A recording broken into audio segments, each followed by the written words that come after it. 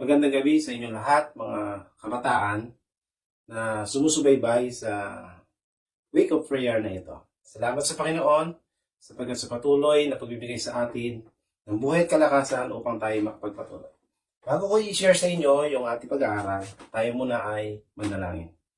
Dakilang Diyos na makapangyarihan kayo sa lahat, bubuklatin namin ang inyong mga salita. Hindi namin ito kayang unawain, Panginoon, sa inyong mga sarili. Ipaunawa niyo po sa amin. Kami dumadalain sa inyong banal na kabutihan, sa pangalan ng aming Panginoon Jesus. Amen. Ang ating pag-aaral ngayon ay may title na God's Plan for Ismael Before the End Time. So, kilala natin kung sino si Ismael sa banal na kasulatan. Ito ay isa sa mga anak ni Abraham sa pamamagitan ni Hagar. So, mayroong ilang katanungan na gusto kong itanong sa bawat isa sa atin sa mga oras na ito. Number 1, ilan ang naging asawa ni Abraham? Siguro sasabihin natin ay 2, sapagkat yun ang lagi nating naiisip. Si Sarah, of course, and then yung kanyang alipin na naging asawa din ni Abraham, si Hagar. Ilan ang naging anak ni Abraham? Siguro sasabihin din natin ay 2, sapagkat si Sarah, ayon sa pangako ng ating Panginoon, ay kanya ipinanganak si Isaac, subalit may nauna, si Hagar nga, pinanganak niya si Ismael. So ito yung mga bagay na ating alam at ating naunawaan tungkol sa banal na kasulatan. Sa gabi ito ay nais ko kayong bigyan ng ilang mga bagay na mas dapat nating maunawaan tungkol sa kasaysayan ng buhay, especially ni Ismael, kung ano ba ang plano ng Panginoon dito sa lahi ni Ismael na ito. Number 1, gusto kong basahin natin, ang sabi sa aklat ng Genesis chapter 25, verse 1, nang mamatay kasi si Sarah ay ganito ang nangyari. At muling nag-asawa si Abraham, at ang kanyang naging asawa ay nagngangalang Setura. So, sa English ay Ketura. No? Si Abraham pala ay hindi lang 2 ang naging asawa, kundi 3 ang kanyang naging asawa. Ang kanyang pangatlong asawa ay si Setura. At itong Setura na ito ay sa banal na kasulatan sa verse 2, at kanyang ipinanganak sa kaniya si Simran, at si Hoksan, at si Medan, at si Midian, at si Isbak, at si Suwa. So ilan lahat ang mga naging anak ni Ketura? 1, 2, 3, 4, 5, 6. Ibig sabihin, kung si Abraham ay may nauna ng 2 anak, si Isaac at saka si Ismael, nagkaroon pa siya ng 6 na anak. Ang lahat ng mga naging anak ni Abraham ay hindi lamang 2, kundi 8. So, bakit natin pinag-aaralan at bakit ko sa inyo binanggit yung mga bagay na ito? Ang ating kasing key verses sa gabing ito ay matatagpuan sa Isaiah chapter 60, verse 6 and 7. Ang kasaganaan ng mga kamelyo ay tatakip sa iyo. Ang dromedaryo, isang uri ng kamelyo sa Midian, at sa Epa, silang lahat mula sa Seba ay magsisiparito. Sila ay magdadala ng ginto at kamangyan at magtatanyag ng mga kapurihan ng Panginoon. So yung 3 pangalan na ito ay mamaya aaralin natin kung sino sila. Sa verse 7, lahat ng kawan ng Sidar ay mapipisan sa iyo. At ang tupang lalaki ng Nebalyot ay magsisilbi sa iyo. Mga gaalay silang kalugod-lugod sa aking dambana at aking luluwalhatiin ang bahay ng aking kalwalhatian. So, isa-isahin natin, mayroon 5 pangalan na binanggit sa banal na kasulatan doon sa aklat ng Isaiah chapter 60 verses 6 and 7. Actually, ito ay prophecy. Tingnan natin kung sino-sino ba sila.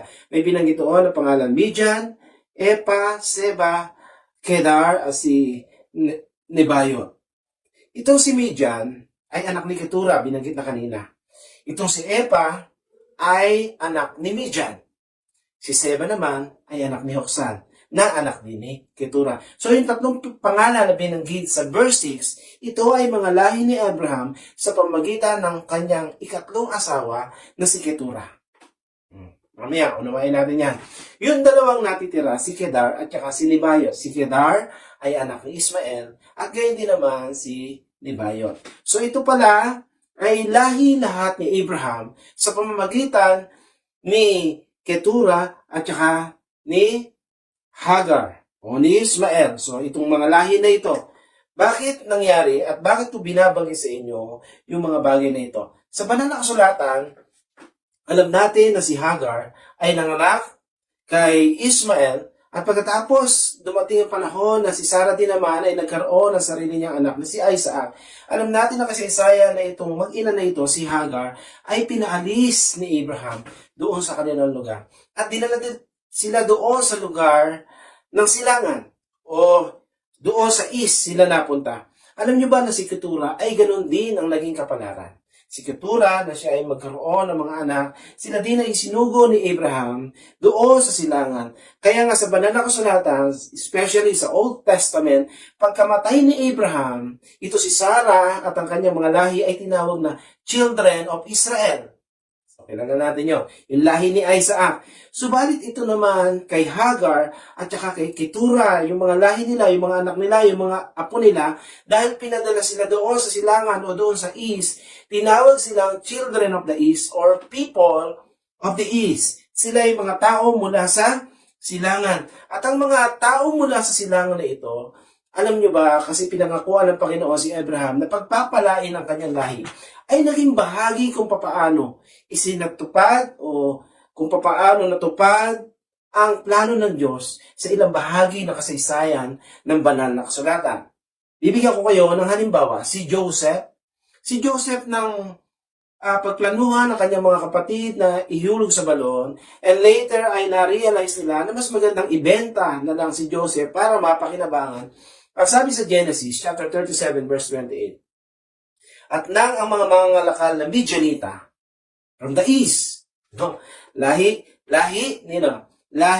ni Abraham kay Ketura ay magdaan, ay hinila nila at sinampas si Jose mula sa balon at ipinagbili kaysa sa mga Ismailita, doon kasi nila unang gustong ibenta, ng 20 putol ng pilak at dinala nila si Jose sa Ehipto. So mapapansin natin, si Jose ay children, no, of Israel, from the children of Israel, ay child of Israel, ay naging kabahagi sa kanyang kasaysayan, itong mga Midianites nito, o mga tao mula sa silangan, upang matupad ang panukala ng Panginoon na siya madala doon sa Ehipto at upang maihanda niya ang lugar para hindi lamang sa kanyang bayan, kundi sa maraming mga tao. Meron pa, si Moses, na siya ay pumatay ng taga-Ehipto. Sabi sa Exodus chapter 2 verse 15, nang mabalitaan ito ni Paraon, pinagsikapan niyang patayin si Moses, ngunit tumakas si Moses mula sa Paraon at nanirahan sa lupain ng Midian at umupo sa tabi ng isang balon. So si Moses ay niligtas ng Panginoon at nang iligtas siya ng Panginoon ay pinaisip sa kanya ng Panginoon, pumunta ka doon sa silangan, doon sa lahi ng mga Midian. Lahi, no, ni Abraham doon kay Ketura. At si Moses nga ay sa kasaysayan ay doon na siya nakapag-asawa ng anak ni Jethro na pari ng Midian na si Sipora. At bahagi ng kasaysayan ay nakita natin na ito si Jethro na ito na kanyang biyanan. May bahagi na nung si Moses ay nanghihirapan na sa pamamahala, tinuruan niya si Moses kung paano ang dapat gawin sa bayang Israel. Si Job. Ang sabi ng banal na kasulatan, Job chapter 1 verse 3, kilala natin si Job bilang tapat na lingkod ng ating Panginoon. At ang kanyang kayamanan ay 7,000 tupa, 3,000 kamelyo, 500 pareha ng baka, 500 asno at napakaraming alipin. Kaya't ang lalaki ito ay pinakadakila sa lahat ng mga tao saan? Sa silangan. Si Job pala ay hindi talaga sa bayang Israel. Si Job ay mula rin doon sa mga tao mula sa silangan, sa ibang bahagi ng mga lahi ni Abraham. So nakita natin kung gaano sa kasaysayan si Job ay naging tapat na lingkod ng ating Panginoon sa kabila ng mga paghihirap na kanyang naranasan. Nakita natin mga minamahal kong mga kabataan, mga kapatid, kung paano ginagamit ng Diyos itong mga tao sa silangan na ito upang maging kabahagi sa kanyang panukala sa mga tao dito sa sanlibutan. Sa banal na kasulatan, ang sabi sa Mateo chapter 2, verse 2, ang sabi ng mga matatalinong mga lalaki na naghahanap sa ating Panginoon ay binanggit sa banal na kasulatan. Sabi ng mga matatalinong lalaki, saan naroon ay pinanganak na hari ng mga Hudyo? Sapagkat aming nakita ang kanyang bituin saan? Sa silangan. At naparito kami upang siya'y sambahin. So, ang mga lalaki na ito, yung mga wise men na ito, sila ay mula sa silangan. They are from the east. So, sila ay mga lahi ni Ketura. Nang banggitin sa banal na kasulatan yung mga bagay na ito. Noong panahon na isinilang ang ating Panginoon, alam niyo ba mga minamahal ko mga kabataan, dito natupad ang unang propesiya na pinag-aaralan natin ngayon. Kasi dalawa yun verse 6 and then verse 7. Banggitin natin, balikan natin yung verse 6. Sabi sa verse 6, ang kasaganaan ng mga kamelyo ay tatakip sa iyo. Ang dromedaryo sa Midian at sa Epa, so yung mga sa silangan, silang lahat ay mula sa Seba ay magsisipa rito. So yung mga tao na ito na mga galing sa silangan, ang sabi ng ating Panginoon sa propesiya, sila ay magsisipa rito. At anong gagawin nila? At magdadar sila ng ginto at kamangyan. Hindi ba ito yung dala ng mga wise men? Ito yung regalo na ibinigay nila sa ating Panginoon. At anong ginawa nila? At magtatanyag ng kapurihan sa kapurihan ng Panginoon. So, nakita natin kung paano ang kasaysayan dito sa Isaiah chapter 16 ito, ipinakita sa atin ng Panginoon na itong mga tao mula sa silangan, itong mga lahi ni Ketura, ay ginamit ng Panginoon upang kung sa gayon, mga minamahal kong mga kabataan, ay matupad ang panukala ng Panginoon sa bayang Israel. Subalit mayroon pang natitira na propesiya. Anong propesiya yon? Siyempre, yung nandoon sa verse 7. Ito naman verse 7 na ito naman yung lahi ni Ismael. Actually, ito yung pinag-aaralan natin. Ano ang sabi ng Panginoon sa lahi ni Ismael? Lahat ng kawalang sidar ay mapipisan sa iyo. Ang mga tupang lalaki ng Nebayot ay magsisilbi sa iyo. Ano daw ang gagawin ng mga lahi ni Ismael na ito? Mag-aalay silang kalugod-lugod sa aking dambana at aking luluwalhatiin ang bahay ng aking kaluwalhatian. Mga minamahal ko mga kabataan, ang propesiya na ito ay hindi pa natutupad. Subalit, ang propesiya na ito ay matutupad. Na itong mga tao sa silangan na ito, itong lahi ni Ismael na ito, ay darating ang panahon, natutulungan sila, tatawagan sila ng ating Panginoon upang sumamba at magbigay kalwalhatian at magbigay loob sa ating Panginoon. Kaya pala ang title ng ating pag-aaral, God's Plan for Ishmael Before the End Time. Itong mga lahi ni Ismael na ito ay tatawagan ng ating Panginoon upang sumamba at magbigay kalwalhatian at magbigay puri sa ating Panginoon. At kung tutuklasin natin ang kasaysayan, itong mga lahi ni Ismael na ito yung mga tao na pinagmulan ng mga Muslim o ng reliyong Islam. So, hindi lahat ng mga Muslim ay galing doon sa lahi na yun. Kasi kahit mga Pilipino ay mayroon ng mga Muslim. Ang sinasabi ko lang, dito sila nagmula, itong mga tao na ito. Itong mga kaibigan natin ng mga Muslim na ito. Itong mga kapatid natin mga Muslim na ito.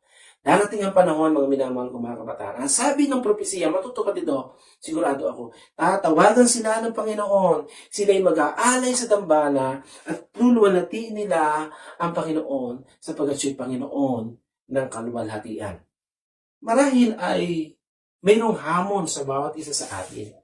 Kasi alam natin kung paano ang mga Muslim na ito ay kung paano sila manghawak sa kanilang pananampalataya. Kung paano ang kanilang paniniwala ay para bagang hindi ito matitibag sapagkat sila ay tunay na naglilingkod sa kinikilala nila na Diyos na si Allah o si Allah. Alam niyo, may kasaysayan, mayroon akong karanasan para ipakita lang sa inyo kung paano kahigpit itong mga kaibigan natin na ito. Nung nasa Thailand pa kami, nagtuturo ako doon, ay lagi kong nami-miss yung dito sa Pilipinas na nangangaral, nagba-Bible study. Kasi doon sa Thailand ay karamihan ay Buddhist. So, sa Buddhist, mahigpit din sila. Pero hindi yung topic natin eh. Then, may population din sila ng mga Muslim. Sa aming faculty, ay naroon ako as Christian, may mga Pilipino din naman. And then, mayroong mga Thai na Muslim, and then Buddhist, and then mayroong mga British, tsaka mga Americans na sila naman ay karamihan sa kanila ay hindi sila naniniwala sa Diyos. So, to make the long story short, dahil nami-miss ko mga aral, hindi ko magawa kasi sa Thailand, banggitin mo lang yung pangalang Prayesu. O Prayesu ay, ibig sabihin Jesus, parang allergy na sila doon.